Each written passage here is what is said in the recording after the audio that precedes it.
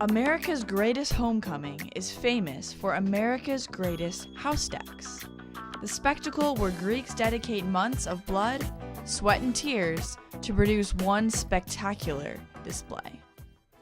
But they're not the only ones putting in labor to make OSU's homecoming America's greatest. Whenever they think sorority, they think like Greek, and so I just think that stereotype is really sad because I think people are missing out. Being in a house that in a sorority that doesn't have a house is usually seen as like a negative thing, I think. People are like, oh wow, they don't have a house, this is awkward.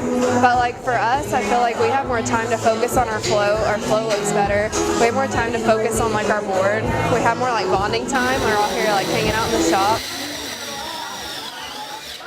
A sorority isn't defined by brick and mortar, rather by the bonds made between its members.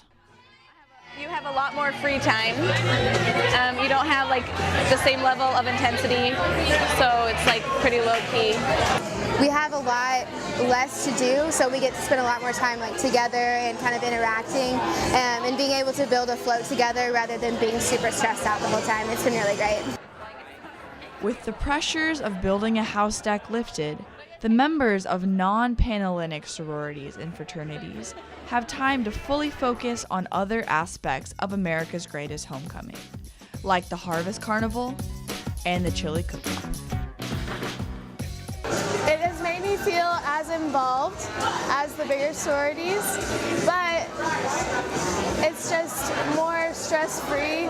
It's still stressful, but it's still really fun because you still get that close-knit feeling of homecoming, that you're involved in the school, but it's not as big. You have to go out of your way to form relationships with people. You can't just show up at a house and hang out with everyone. You have to be intentional and call your friends and say, hey, who's going to be there? Because they don't all live there. I mean, Phi Lam does everything like in regular Greek sorority, like we do service projects and we have a philanthropy and we have chapter every week, and so I don't think that a house doesn't define you as a sorority or not. Spirit and community. That's what defines sororities and fraternities without a house. Their love for each other and OSU is one of the many things that make our homecoming America's greatest.